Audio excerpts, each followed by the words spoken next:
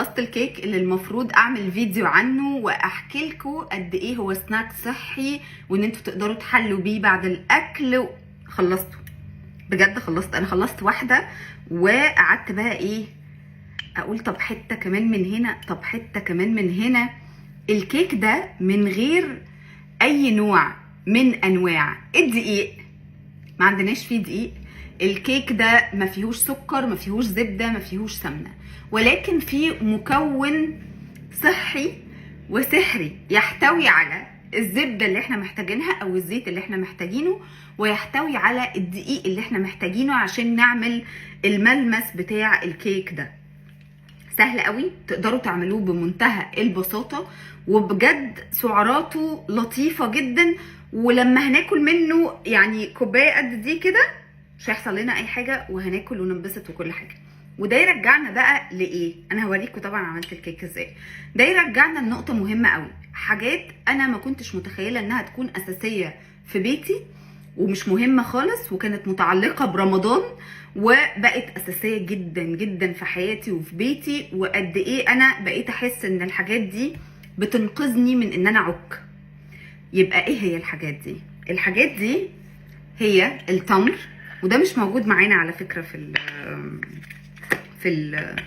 هنا في الكيك، ولكن التمر بالنسبه لي بقى حاجه مهمه قوي، لاني هحلي بيه، لاني هاخده كسناك. بصوا، هو الحاجه اللي هتخليني معكش. فالتمر اساسي في حياتي دلوقتي، وانا ما كنتش متخيله ان انا ههتم قوي بان انا يكون عندي تمر. ممكن طول عمري بهتم ان انا يكون عندي فاكهه، ولكن تمر ما كانش اهم.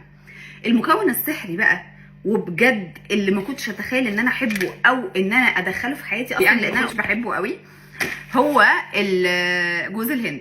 من الحاجات اللي كانت بتضايقني قوي في اي حلويات شرقيه، لو الحلويات الشرقيه دي او رز بلبن عليه جوز هند او قطايف عليها جوز هند، كنت بتضايق جدا.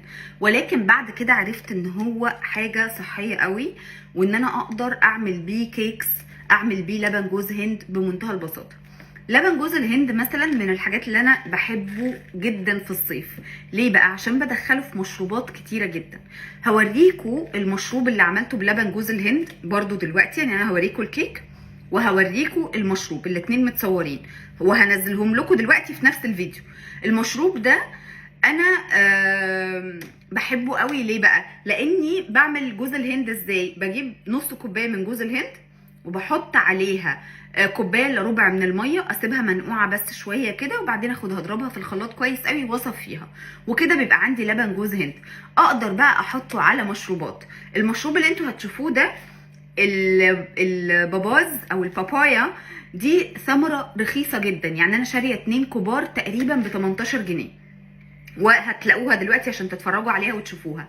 ولا طعمها حلو قوي، مفيده جدا جدا للسيدات. فاتمنى ان هي وهي موجوده دلوقتي في السوق وتشتروها تبقى طريه شويه ومصفره من بره، ما تبقاش الخضره زي اللي هتشوفوها في الفيديو بالظبط. فده مثلا انا بجيب لبن جوز الهند اللي انا بعمله، وبعد ما اضربه في الخلاط اصفيه. هو جوز هند وميه، اصفيه، اخد الميه دي وتبقى هي دي لبن جوز الهند اللي انا هستخدمه في العصاير، او هشربه، او هعمل بيه اي حاجه. احطه على موز، بحطه على مانجا، بضربه باي حاجه. اوكي. وبعدين اخد التفل بتاعه ده وابتدي اعمل بيه كيك زي الكيك اللي احنا هنشوفها دلوقتي. او لو انا مش هيبقى هو تفل كده وعايزه استخدم ده، انا النهارده استخدمت في الكيك ده معلقتين من ده العادي، جوز الهند الطبيعي اللي انتوا شايفينه ده. فبصوا على الكيك، شوفوها وشوفوا العصير، علشان الاتنين حلوين قوي، والاتنين وصفات صحيه جدا مفيده جدا. مش هوصيكوا تقروا عن فوائد الباباز، وهكتبها لكم في الكومنتس، لانه احنا مش مدين له حقه قوي، وهو فاكهه رخيصه. تقدروا تحطوها في السلطات، تقدروا تحطوها في العصاير. يعني الميكس اللي انا عملته برضو ده هتشوفوه، هتلاقوا خوخ، هتلاقوا البابايا، ممكن تحطوا افوكادو، ممكن تشيلوا الافوكادو، ممكن تحطوا افوكادو مع البابايا في سلطه. فاستغلوا الحاجات اللي موجوده حاليا في السوق، واهتموا بصحتكم وبشرتكم. من الحاجات اللذيذه قوي كمان اللي حطيتها على الكيك، انا مش حاطه فيها اي كاكاو ولا اي حاجه، ولكن حطيت بشر بسيط جدا من الشوكولاته البيضاء. هي فين اهي الشوكولاته البيضاء، بشر بسيط قوي اداها ايه لمعه وطعم حلو. وانا بقيت بهتم بوجود الشوكولاته الغامقه في حياتي والشوكولاته البيضاء.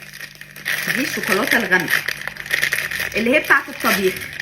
ليه؟ عشان احتمال اخد منها مكعب، نص مكعب، واعمل بيه حاجه صحيه تفيدني.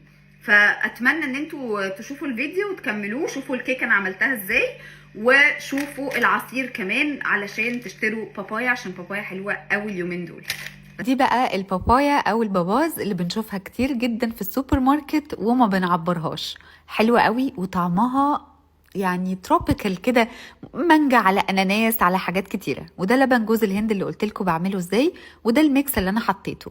كيوي هي بقى مانجايه عندك في الفريزر، عندك شويه خوخ، اي ميكس على بعضه، ولبن جوز الهند ورشه عسل. ولو ان يعني مش مهم عسل قوي، بس خطير. بالهنا والشفا، واهتموا بصحتكم ودوروا على حاجات تفيدكم. احلى حاجه ان هي مكوناتها موجوده في كل بيت. انا عندي مشكله مع الاكل الصحي علشان في بدايل كتير قوي ومش متوفره في كل بيت.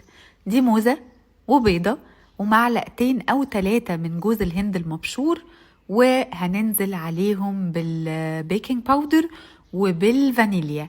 واضربي الكلام ده كله مع بعض كده زي ما انت شايفه في الخلاط لحد ما القوام يبقى متجانس.